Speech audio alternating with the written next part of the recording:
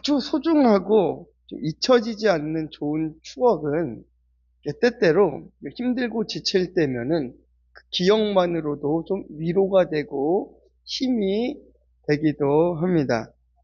언젠가 저희 아들이 잠든 모습을 보고 있는데 이렇게 아빠 품에 안겨서 자던 그 갓난아기 때가 좀 생각이 나더라고요. 그렇게 이제 갓난아기 때를 생각하면 또 저절로 얼굴에 이제 미소가 번지기도 합니다. 분명 아들은 이미 그 갓난아기의 시절을 지났지만 저의 기억 속에 갓난아기였던 제 아들의 모습은 행복한 순간으로 낙인 찍혀 있고 지워지지가 않는 것이죠. 그런데 아빠는 그런 아들의 모습을 기억하지만 너무나 어렸던 아들은 그때 아빠의 그 자상한 웃음과 모습들을 기억할 수가 없는 것이에요. 그래서 어쩌면 아버지의 사랑이 아들의 사랑보다 더 크지 않은가, 이렇게 좀 생각해 볼 수 있는 것 같습니다. 오늘 이 본문의 이스라엘이 마치 이 부모와 자녀의 관계, 그 모습이 많이 닮아 있는 것 같아요. 지금 이스라엘은 아주 하나님과 아주 멀어져 있는 상태입니다. 8절에 보시면은요, 오죽하면 율법을 다루는 자들은 나를 알지 못하고 관리들도 나에게 반역하고 선지자들도 바알의 이름으로 예언하고 있다, 이렇게 기록하고 있지 않습니까? 이렇게 이스라엘은 하나님의 사랑을 잊었고 기억하지 못하고 있는 것이죠. 그러나 하나님은 이스라엘의 아주 작은 순종과 사랑을 기억해주고 계시는 거예요. 지금 비록 이스라엘이 하나님 앞에 불순종함으로 징계를 당해야 되는 상황에 있지만 그들은 여전히 하나님의 자녀이고 하나님께서 돌보시는 그의 백성이라는 것입니다.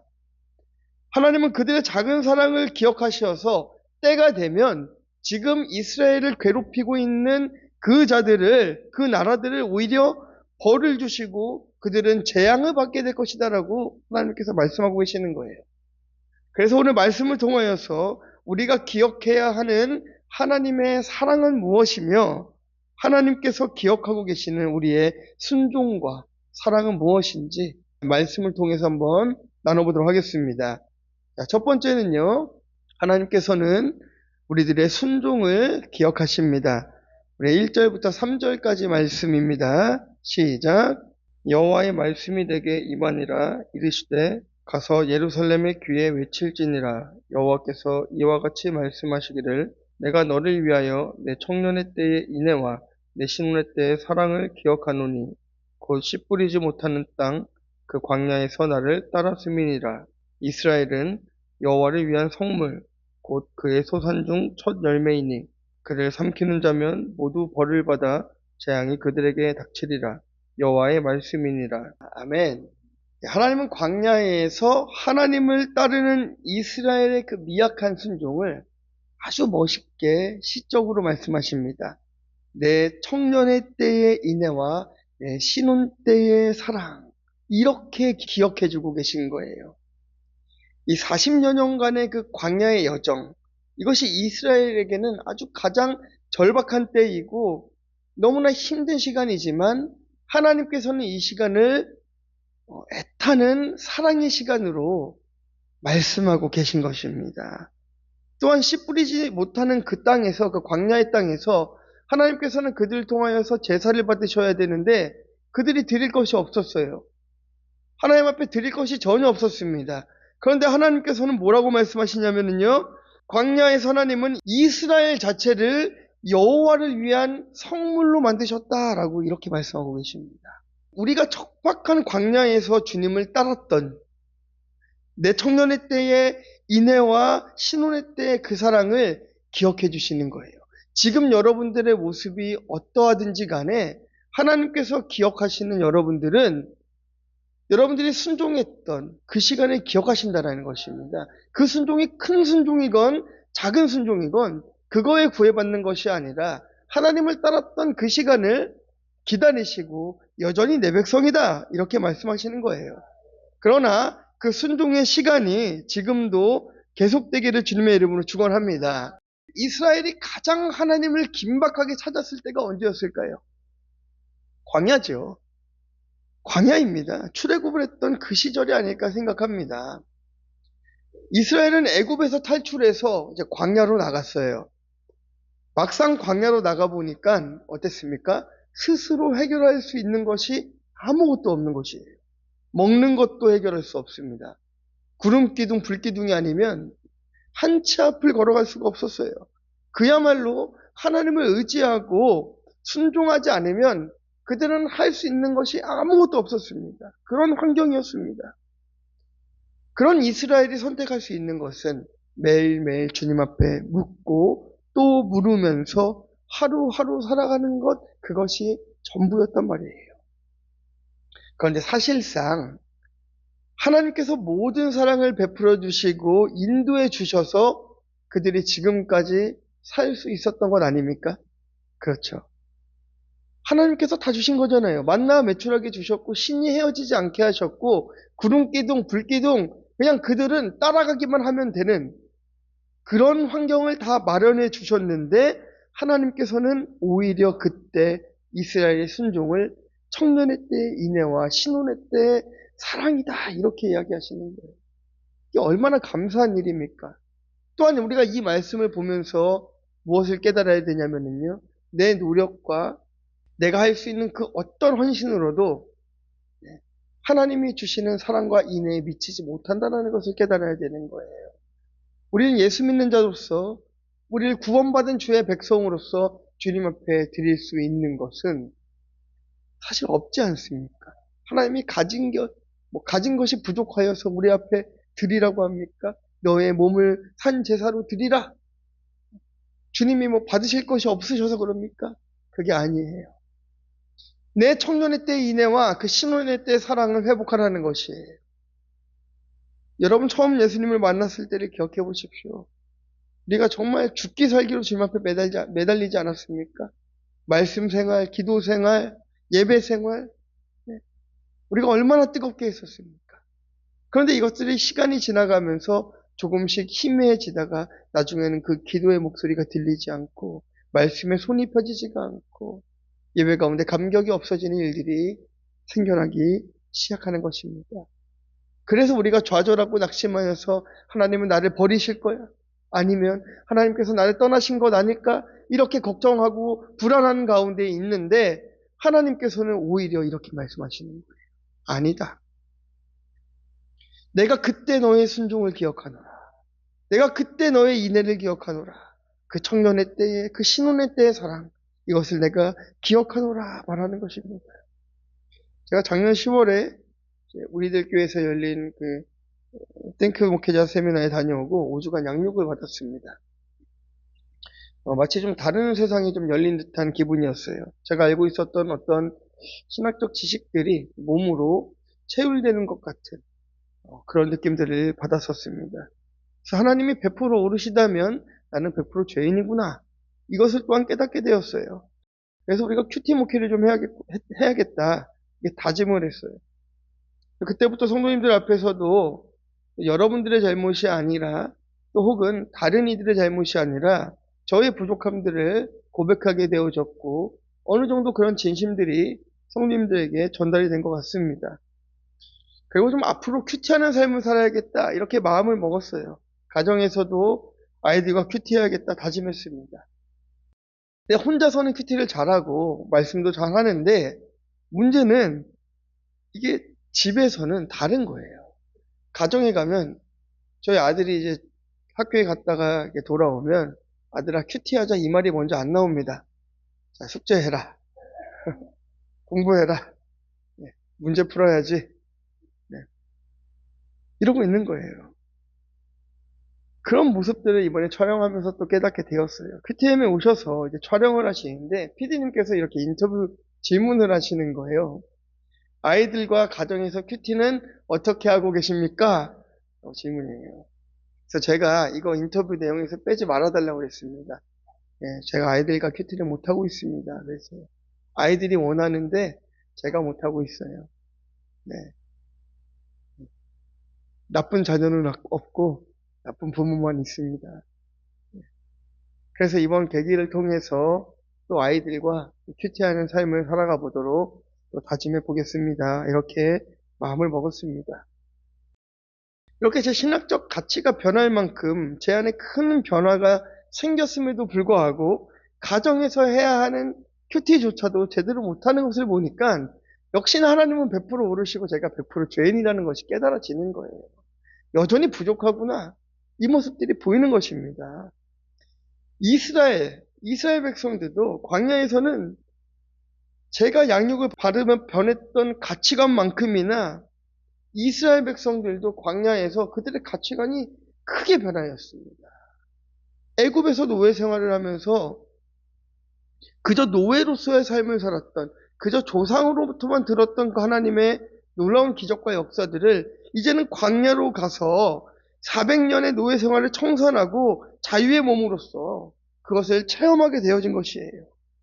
그런데 그때 그 이스라엘의 다짐과는 다르게 그들이 변해가는 모습들이 있었다는 거예요. 광야에 처음 나왔을 때는 그들은 불평하지 않았습니다. 근데 좀 살다 보니까 어떻습니까? 고기도 좀 먹고 싶어요. 그러니까 고기를 달라고 떼를 씁니다. 좀 지나다 보니까 목도 말라요. 물을 달라고 떼를 씁니다.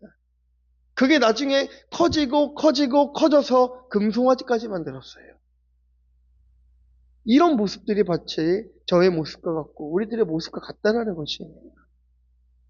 그런데 오늘 본문에 보니까 하나님께서는 그들의 죄를 기억하시는 것이 아니라 그래도 그들이 광야에서 하나님 앞에 순종했던 그때를 기억해 주고 계신다는 거예요. 이걸 우리가 주목해야 됩니다. 이스라엘을 비유하시는데 여호와를 위한 성물이다라고 이야기하시잖아요. 자, 보십시오. 하나님은 언제나 이스라엘의 편이라는 거예요. 그의 소산 중 첫 열매다. 이스라엘은 나의 열매다. 이렇게 말씀하지 않습니까? 이스라엘을 괴롭히는 자들은 다 재앙을 받을 것이다. 문제는 지금 이스라엘의 상황입니다. 그들이 지금 잘하고 있습니까? 그렇지가 않아요. 또다시 하나님을 배반하고 불순종하고 하나님의 징계 앞에 선 이스라엘이라는 것입니다. 그런 이스라엘에게 하나님은 그들의 작은 헌신과 순종, 사랑의 기억으로 그것을 말씀하시면서 오히려 이스라엘을 축복해 주는 거예요. 그러니 이 하나님의 징계와 고난이 그냥 아픔이 아니고 그냥 상처가 아니고 오히려 하나님께서 주시는 최고의 복이 될 수 있는 것입니다. 한번 생각해 보세요. 이스라엘이 언제 하나님 앞에서 가장 겸손하고 하나님 말씀에 순종했습니까? 광야입니다. 광야. 그럼 언제 타락했습니까?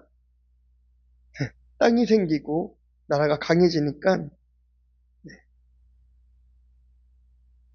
불순종하게 되었어요. 타락했어요.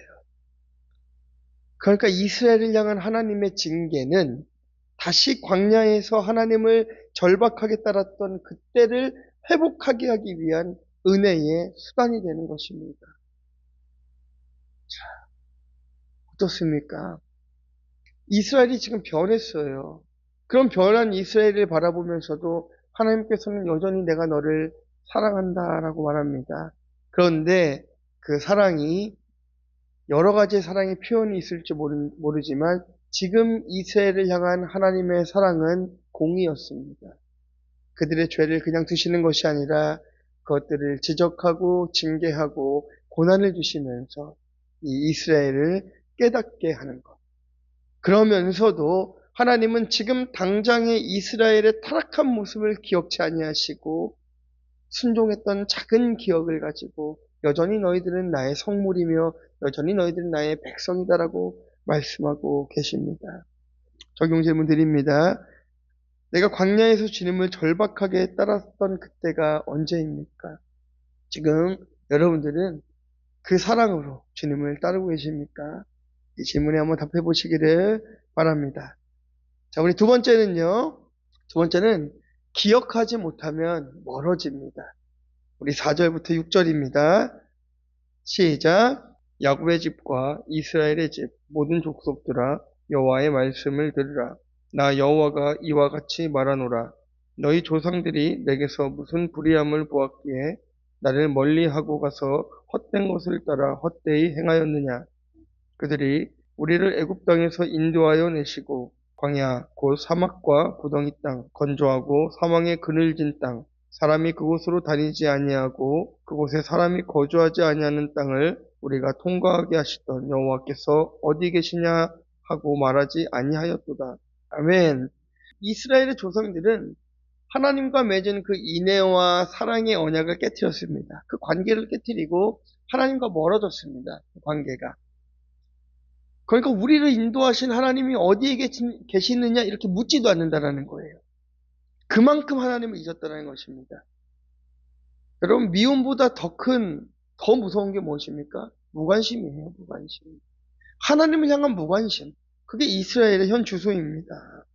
무서운 애국과 죽을 것만 같았던 그 광야에서 벗어나자 더 이상 하나님을 찾지 않은 것입니다.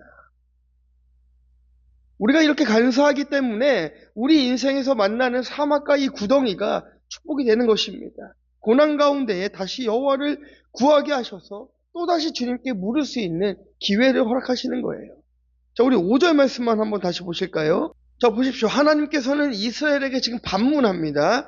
너희 조상들이 내게서 어떤 불의함을 보았느냐? 내가 너희들에게 행한 불의가 무엇이었냐?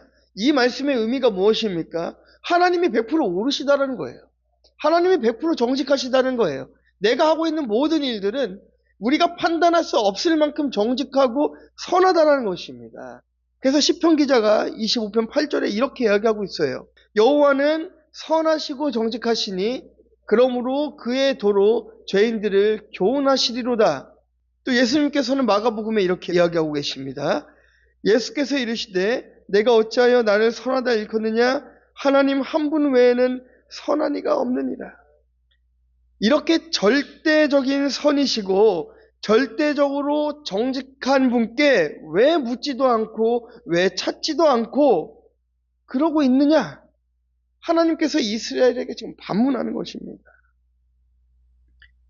생각해 보십시오. 우리가 언제 하나님과 가장 멀어집니까? 그리고 언제 하나님과 가장 가까워집니까? 하나님과 가장 멀어질 때에는 하나님을 찾지 않을 때입니다. 하나님께 묻지 않을 때입니다. 반대로 하나님과 가까울 때는 무엇이든 주님 앞에 물을 때예요. 주님을 찾을 때입니다. 너무나 당연한 얘기를 목사님이 하고 계시는구나 하실 수 있습니다.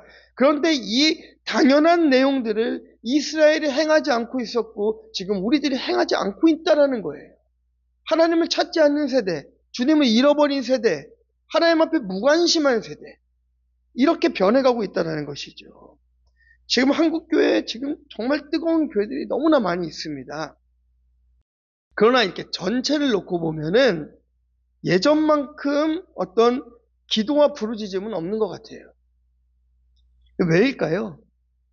단순하게는요, 아주 단순하게는 그때는 어려웠고 지금은 좀 살만하기 때문인 것이죠.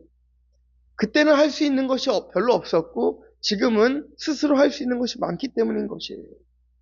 많으면 많을수록 득이 된 것이 아니라 많으면 많을수록 독이 된 것입니다. 나라가 성장할수록 죄는 커져만 갔고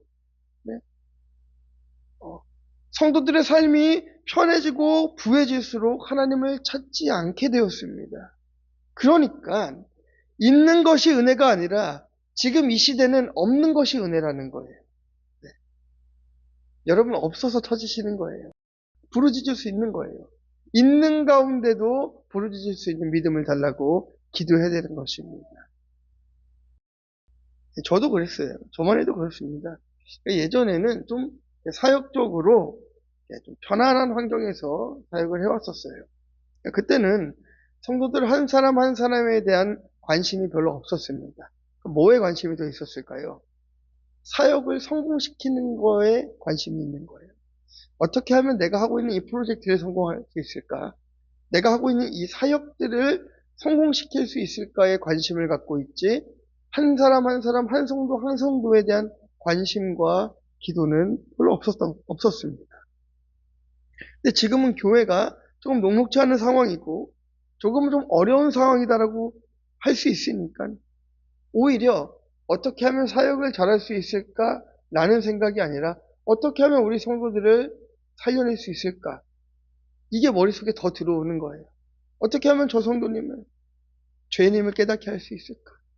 어떻게 하면 주님 앞에 돌아올 수 있게 할 수 있을까? 어, 나는 큐티하면서 참 많이 변했는데 어떻게 하면은 우리 다 같이 또 큐티할 수 있을까? 이것들을 계속 고민하는 거예요. 저 가정은 어려운데 저 어려운 가정 저 속에서 어떤 하나님의 은혜를 어떤 하나님의 사랑과 인애를 찾을 수 있을까? 어떻게 위로할 수 있을까? 머릿속에 늘 그 생각뿐인 것입니다. 그러니까 전에는 하나님 교회를 좀 키워주시면 부흥시켜주시면 뭐 해주시면 제가 하나님 열심히 섬기겠습니다. 일하겠습니다. 선교하겠습니다. 이렇게 기도했어요. 이게 다 조건 아닙니까? 이렇게 욕심으로 가득한 저의 마음과 허영심들을 말씀을 통해서 또 비춰보게 하시는 거예요. 아니라고 하면서도 내 안에 편하고자 하는 마음들이 계속 살아있는 것입니다. 척하는 죄들이 계속 있는 거예요. 지금 이스라엘의 모습을 보면서 우리가 어떻게 기도해야겠습니까? 하나님, 내가 하나님과 멀어지지 않게 내 생각을 붙잡아 달라고 기도해야 되는 거예요. 진짜 무서운 게 생각입니다. 생각. 이 생각이라는 것이 꼬리에 꼬리를 물고 네, 혼자서 막 전쟁도 일으켰다가 통일도 시켰다가 할 수 있는 게 생각이에요. 근데 그래서 이 생각이 깊어져가지고 우울증에 걸리기도 하고 자살도 합니다. 진짜 무서운 거예요. 그러니까 어쩌면 이 구원의 투구를 쓰라는 것이 우리의 생각을 지키라는 말씀이 아닌가? 이렇게 생각도 해보았습니다. 이스라엘의 상황을 바라보면서 우리가 한번 보자라는 것이에요. 이스라엘이 이 선진들의 축복과 하나님께서 베풀으셨던 은혜를 기억했다라고 한다면 그들이 이렇게 똑같이 행하지 않았을 거라는 것입니다. 그런데 이 세대는 이제는 하나님 앞에 묻지도 않는 세대, 하나님 그냥 어디 계신지도 묻지도 않는 그런 세대로 전락해버렸다는 것이에요. 우리는 하나님 곁에 붙어만 있어도 은혜이고 수지받은 인생입니다. 그러니까 붙어 있는 것이 은혜예요. 네, 사랑하는 성도 여러분, 마음이 힘드셔서 교회를 방학하지 마시기를 부탁드립니다. 붙어만 계세요. 나는 은혜가 안 돼. 그래도 붙어만 계세요. 나는 10년을 견뎠어. 그런데도 내 마음이 해결이 안 돼. 그래도 붙어 계세요. 붙어 있다 보면 하나님께서 회복시켜 주십니다. 그게 은혜입니다. 이스라엘이 하나님 앞에 붙어 있을 때 가장 큰 은혜의 역사가 있었습니다. 적용 질문 드립니다. 요즘 나는 하나님을 얼마나 간절히 찾고 있습니까? 내가 주를 기억하는 것도 온전히 주님의 은혜임을 고백하시겠습니까? 이 질문에 대답해 보시기를 부탁드립니다. 자, 마지막 세 번째입니다. 자, 주신 것을 기억해야 됩니다. 자, 7절, 8절 말씀 함께 읽어보겠습니다. 시작. 내가 너희를 기름진 땅에 인도하여 그것의 열매와 그것의 아름다운 것을 먹게 하였거늘 너희가 이리로 들어와서는 내 땅을 더럽히고 내 기업을 역겨운 것으로 만들었으며 제사장들은 여호와께서 어디 계시냐 말하지 아니하였으며 율법을 다루는 자들은 나를 알지 못하며 관리들도 나에게 반역하며 선지자들은 바알의 이름으로 예언하고 무익한 것들을 따랐느니라. 아멘. 이 조상들의 죄를 드러내신 하나님께서 이제는 예레미야의 선포를 듣고 있는 이스라엘 백성들의 죄를 드러내십니다. 그러면서 출애굽 광야 세대의 조상들의 죄보다 지금 이 예레미야 시대에 하나님을 찾지 않는 백성의 죄가 더 크다라고 이야기하십니다. 그들은 지금 젖과 꿀이 흐르는 땅에 들어와서 그 열매를 먹으면서도 하나님께 감사하지 않고 은혜를 잊은 채 여호와께 묻지도 않았기 때문인 것입니다. 이것은 하나님의 땅을 더럽히고 그의 기업을 역겨운 것으로 만드는 더러운 죄다라고 이야기하고 계십니다. 요즘에는 라디오 방송을 통해서보다 이제 유튜브를 통해서 연락 오시는 분들이 제법 됩니다. 김포에 계시는 한 성도님이 상담 요청을 하셨어요. 전화가 왔습니다. 전화를 해서 이름을 밝히지 않으면 100% 이제 말하기 힘든 어떤 감추고 싶은 죄들이 좀 있는 거예요. 예수님을 믿은 지 30년 됐다고 하는데 하나님께서는 단 한 번도 자신에게 응답해 주신 적이 없다라고 해요. 권사님이라고 하십니다. 그래서 제가 물었습니다. 정말 하나님이 100% 오르시다라는 것을 믿으십니까? 그렇답니다. 그럼 나는 정말 100% 죄인이라는 것을 또 믿으십니까? 믿으신대요. 그러면 내게 주어진 이 환경, 이 모든 환경이 하나님이 주신 열매임을 믿으시겠습니까? 그러니까 지금까지 인도해 주신 그 하나님의 은혜는 생각하지 않고 특별한 기도의 응답이 없다라고 하나님을 원망하고 있는 우리의 모습이 지금 우리가 큐티하고 있는 이 예레미야의 이스라엘의 모습과 닮았다라고 생각되지 않으십니까? 그랬더니 이분이 이제 눈물 흘리시면서 자신의 오름의 죄를 고백하시는 거예요. 자신이 늘 사람 앞에서도 옳은 사람이었다는 것입니다. 자기가 틀린 말을 하고 있어도 끝까지 자기가 옳아야 된대요. 그런데 그런 자기의 모습을 하나님 앞에서도 내가 옳다라고 이야기하고 있다는 거예요. 그렇게 말씀하시면서 회개하시더라고요. 그래서 저도 같이 고백했어요. 저도 제가 너무 옳아서 저 때문에 상처를 받고 교회를 떠난 사람도 있었다고 같이 고백하면서 저도 이 말씀을 보면서 큐티를 하면서 내 자신이 얼마나 죄인인지를 보게 되었습니다. 그렇게 눈물을 흘리면서 같이 통화를 했었습니다. 자, 우리 7절 말씀 함께 보겠습니다. 시작. 내가 너희를 기름진 땅에 인도하여 그것의 열매와 그것의 아름다운 것을 먹게 하였거늘 너희가 이리로 들어와서는 내 땅을 더럽히고 내 기업을 역겨운 것으로 만들었으며 아멘. 여러분 한번 생각해 보십시오. 하나님께서는 자신이 인도한 땅에 들어와서 우상을 섬기고 하나님과 멀어진 이스라엘 백성들에게 내 기업을 역겨운 것으로 만들었다라고 얘기하고 있습니다. 하나님이 요구하시는 게 지금 어려운 게 아니에요. 뭘 요구하고 계십니까? 이전에 하나님이 베풀어 주셨던 그 은혜를 생각하라, 기억하라. 이게 어려운 일입니까? 어렵지 않은 일이잖아요. 어렵지 않은 일입니다. 여러분들 정말 신앙생활 하면서 하나님께서 여러분들에게 베풀어 주신 은혜가 하나도 없었습니까? 기억해 보십시오. 있습니다. 그때를 기억하라는 거예요. 지금의 어려움을 생각하지 말고 앞으로 내게 닥칠 어려움을 생각하는 것이 아니라 그때 하나님이 나를 어떻게 도와주셨는지, 인도하셨는지, 어떻게 해결해 주셨는지를 기억하고 생각하고 붙잡고 부르짖고 매달리면 그 안에 답이 있다라는 것입니다. 그러니까 이스라엘 백성들에게 하나님 말씀하시는 거예요. 너희들이 당해야 되는 징계와 너희들이 당해야 하는 고난은 그때를 기억하지 못함으로 생긴 고난이라는 것입니다. 하나님의 오르심이 인정이 안 되는 거예요. 우리들의 기억도 늘 왜곡되어 있습니다. 그래서 시간이 오래 지나면은 나에게 유리한 것들은 다 기억하는데 불리한 것들은 저절로 이렇게 머릿속에서 삭제가 됩니다. 네. 상대적으로 이제 여성분들이 좀 기억을 잘해요. 여성분들은 뭐 20년 전에 있던 일들도 끌어와가지고 막 하시는데 남자분들은 진짜 기억을 못 하시는 거거든요. 삭제가 됩니다. 기억에서 사라져 버려 있어요. 여성분들 얼마나 화나세요? 어떻게 그거를 기억하지 못해? 하나님의 마음이 그런 거 아니겠습니까? 어떻게 그 일을 기억을 못해? 어떻게 그것을 생각하지 않아? 그때 내가 너희들을 출애굽시켜 준 거, 그때 내가 너희들에게 만나 매출하게 준 거, 구름 기둥으로 불 기둥으로 인도한 거, 어떻게 그거를 기억을 못해? 하나님 그렇게 말씀하고 계시는 거예요. 이스라엘과 같은 질책을 우리들도 받을 수 있다라고 말씀하시는 거예요. 하나님의 은혜의 때를 기억하십시오. 여러분들을 협박하는 것이 아니라 내 자신이 얼마나 죄인인지를 돌아보라는 것입니다. 저 사람은 어때? 저 사람은 어때? 하지 마세요. 나를 좀 보세요. 나를. 나 자신을 보세요. 저 사람은 내가 볼 때 이런 사람이야. 이 사람은 내가 볼 때 이런 사람이야. 이러지 마시고 나는 하나님 앞에서 어떤 사람일까를 보시기를 바랍니다.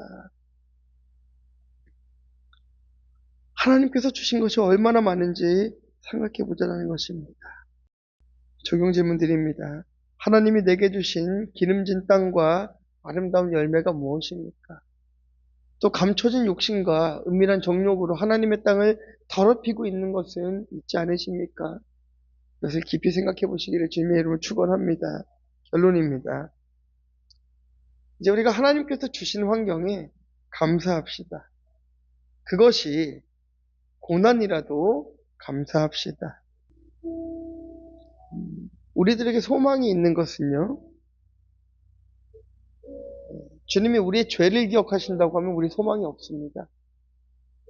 하나님께서 너희들의 죄를 내가 다 기억하고 있다.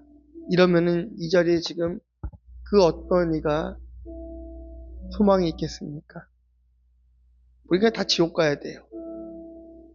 그런데 하나님께서는 이스라엘 백성들에게 지금 이스라엘 백성들이 그렇게 타락했는데 우상 숭배해요. 성적으로 타락해요. 바알 앞에 나가고 있습니다. 난리에 난리. 전쟁보다도 더 큰 난리. 하나님 앞에 무관심하고 떠나고 예배하지 않고 제사장들마저도 그러고 있는 이 판국에 하나님께서 이스라엘 백성들에게 이야기합니다. 너의 청년의 때의 인애와 신혼 때의 사랑을 기억하노라. 이러니까 우리가 오늘도 살 수 있는 거예요. 그런데 그게 언제입니까? 하나님께서 그것을 기억하여 주시어서 그들을 그때로 회복해 주실 때는 내가 주님 앞에 죄인임을 고백할 때, 그때입니다. 내가 주님 앞에 회개할 때, 그때입니다. 이스라엘이 자복하고 주님 앞에 나와서 하나님 잘못했습니다. 두 손 들고 두 발 들고 눈물을 흘리며 회개하며 나올 때가 바로 그때라는 이것입니다. 그런데 회개하지 않아요. 하나님께서 그렇게 질책하시는데, 그렇게 고난을 주시는데, 그렇게 말씀하시는데 회개하지 않고 버티고 또 버티니까 하나님께서는 이 아픈 마음을 숨기시고 그들을 공의로 다스릴 수밖에 없다라는 것입니다.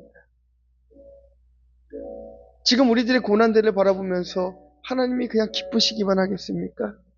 얼마나 마음 아프시겠습니까? 언제나 돌아올까?